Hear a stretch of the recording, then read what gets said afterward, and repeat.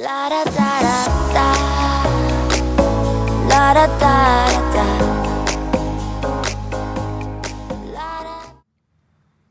Hey everyone, Derek Giddings on the range today. I've got not a new toy, but a repurposed toy, about 4 years old now, and let me show you what it is and let's check it out.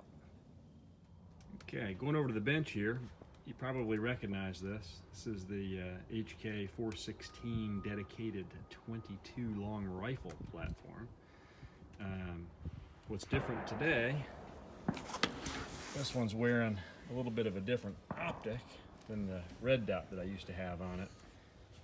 When I initially got the gun and played around with it, shot some steel challenge matches, it had a little red dot optic, and now I've decided to set this up with an old 3-gun 1:8 optic, the old Trijicon AccuPower 1:8. Put some stuff on there to make that M-LOK rail look a little better. I'm no fan of the M-LOK. I know there's pros and cons to it, but I just think that it doesn't look really good. I like the old quad rail look better. This is kind of nice, rail scale stuff on there, makes it feel a little bit better. And I've got it set up to shoot out a little bit longer range. If you guys have played with this platform before, you know that it's a very reliable gun that eats all kinds of ammo very reliably. You're not going to have a day full of jams and misfeeds.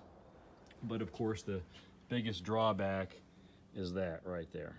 You know, about an 8 to 10 pound trigger pull makes accuracy. You know, you're fighting it.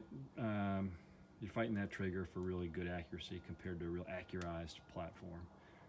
But overall, a lot of fun, and let's do some shooting with it. Maybe take the fly swatter challenge and shoot some steel out there at 100. I do have it zeroed at 50 yards with this 1:8, and that equates, you know, to about a 2 mil holdover at 100 yards with a 50-yard zero. So we'll hit some steel with it hopefully in just a second. Let's light it up. All right, 416D, 50 yards zero.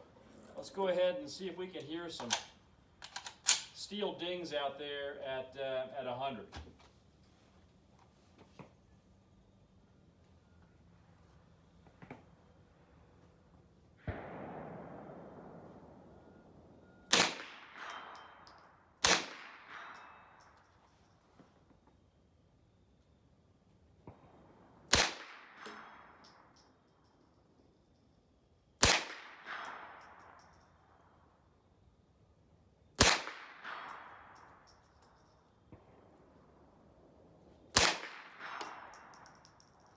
Too easy.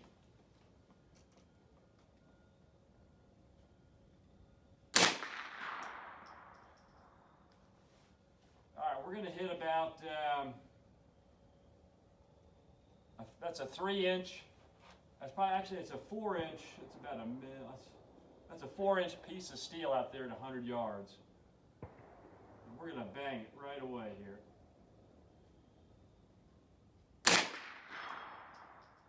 Hope you heard that ding. All right, that's the 416D at 100. I'm going to top this magazine off and do the fly swatter challenge out there at 50, and we'll see what happens. There's some wind out there, so this will be interesting. All right, here's our 50-yard fly swatter challenge. Now, each of these circles is a dot, is a 1-inch. Each of these circles is a 1-inch circle, and the fly is just a little black spot at 50 yards. I'm shooting that AccuPower, which is a first focal plane scope, so as you zoom in, the reticle gets bigger, makes it particularly challenging on that super small target with 8 power. But you can see there's a lot of safe flies, a lot of flies going home.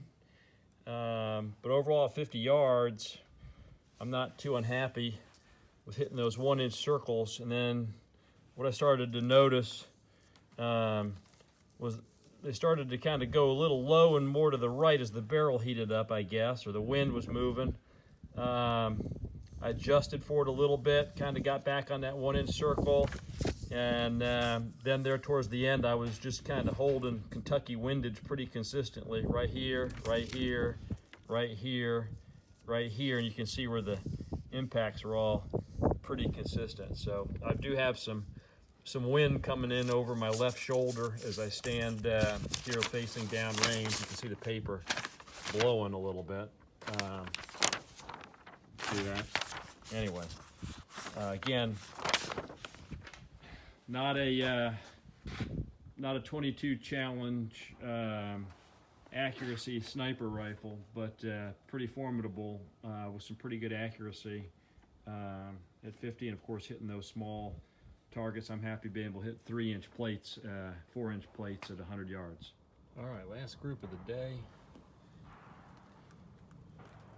10 rounds, 25 yards. HK416. Such a when I was there.